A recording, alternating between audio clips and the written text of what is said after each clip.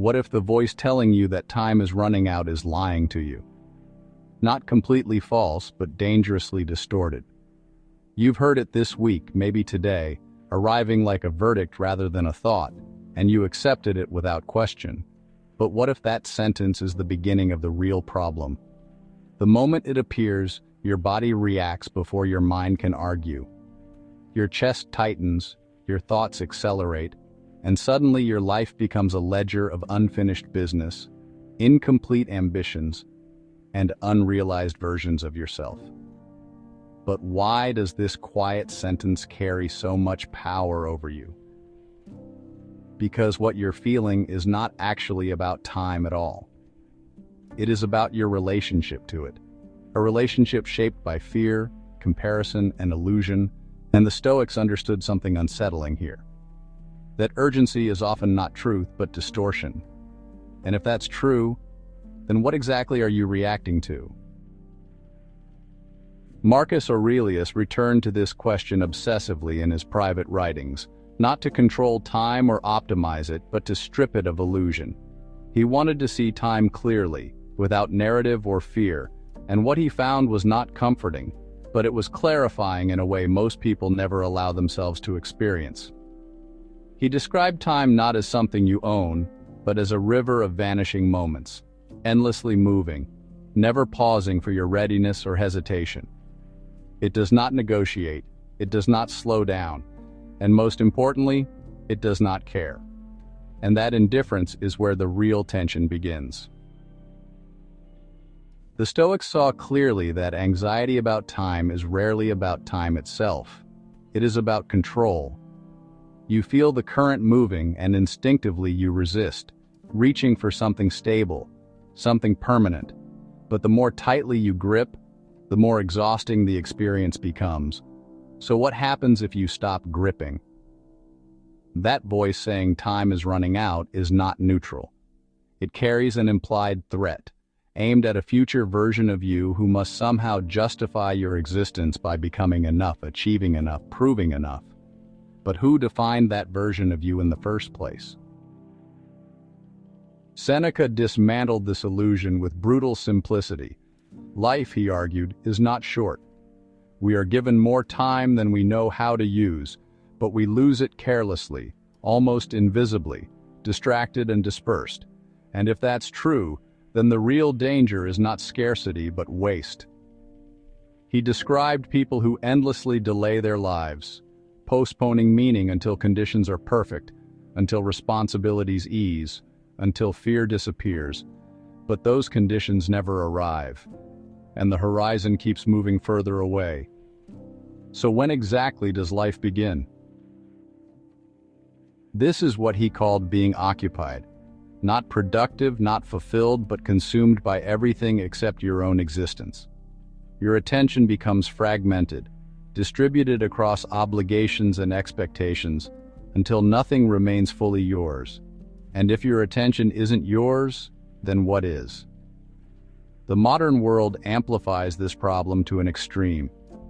Every system you interact with is designed to keep you slightly behind, slightly insufficient, slightly chasing, and that constant sense of incompletion becomes your baseline. But what if that feeling is engineered, not discovered? The Stoics called these internal constructions Fantasia, mental representations mistaken for reality. Your fear about time is not time itself, but a story assembled from comparison and expectation. And once you see it as a story, something important becomes possible. You can question it. So ask directly, time is running out toward what? Toward whose definition of success, whose timeline, whose expectations? When examined honestly, most of these answers collapse, revealing not personal truth, but inherited pressure. And if it's inherited, do you have to keep carrying it? Epictetus saw this clearly. People chase lives that are not their own, guided by invisible scripts written by others who are equally lost, creating an endless chain of borrowed urgency. And if no one pauses to question it, does anyone ever truly begin living? His solution was precise and uncompromising. Separate what you control from what you do not. Time belongs entirely to the latter category. You cannot slow it, stop it, or negotiate with it. But what remains within your control might be more powerful than you think. This is not passive acceptance. It is strategic clarity. Instead of scattering effort across uncontrollable variables, you concentrate fully on what responds to your action, your attention, your intention, and that shift changes the entire experience of time in a way that feels almost unnatural at first. The real problem is not lack of time, but lack of presence. Attention spread thin across countless concerns creates the illusion of scarcity, while focused attention expands the depth of a single moment. And if that's true, then what would happen if you gave one thing your full attention? Marcus practiced confronting mortality daily, not to induce fear, but to sharpen perception.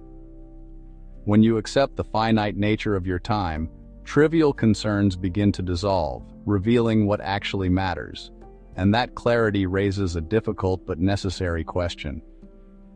The Stoics paired this awareness with acceptance of fate itself, embracing not just outcomes, but the entire unfolding of life, including its interruptions and uncertainties. And if you stopped resisting what already is, how much energy would suddenly become available? There is a quiet divide between those who fight time and those who move within it.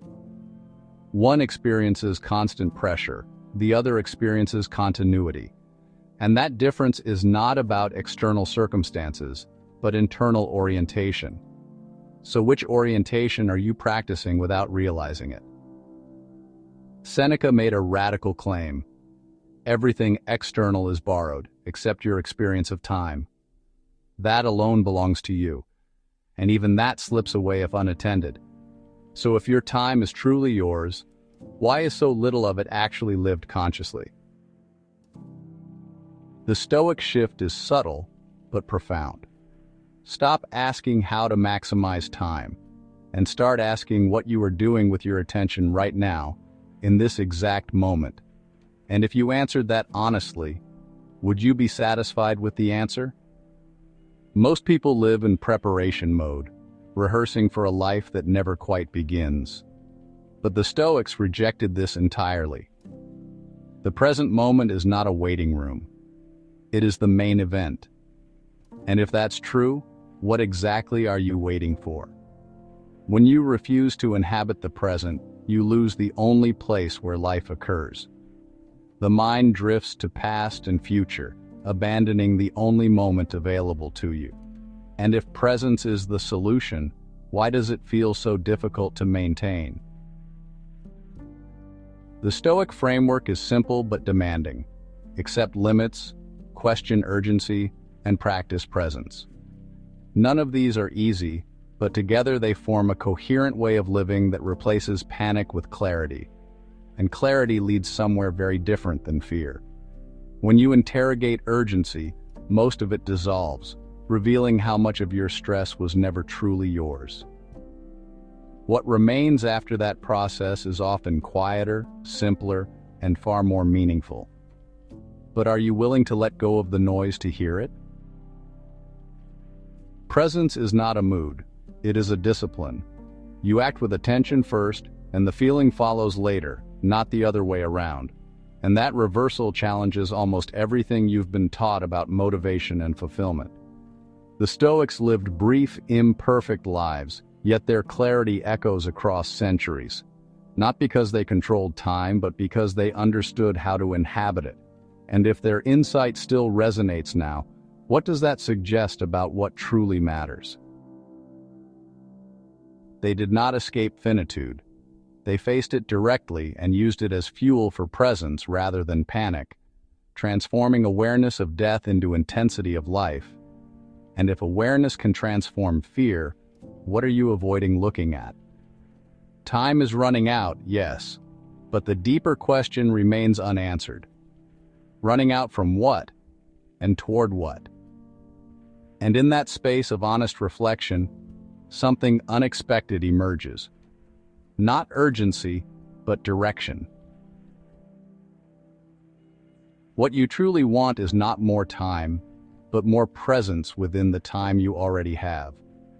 To stop drifting, to fully engage, to make even a single moment complete in itself.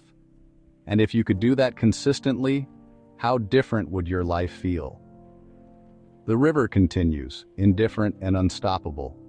But you were never meant to control it. You were meant to step into it, aware and unresisting, and to live each moment as it arrives. And if that is true, then there is only one place to begin.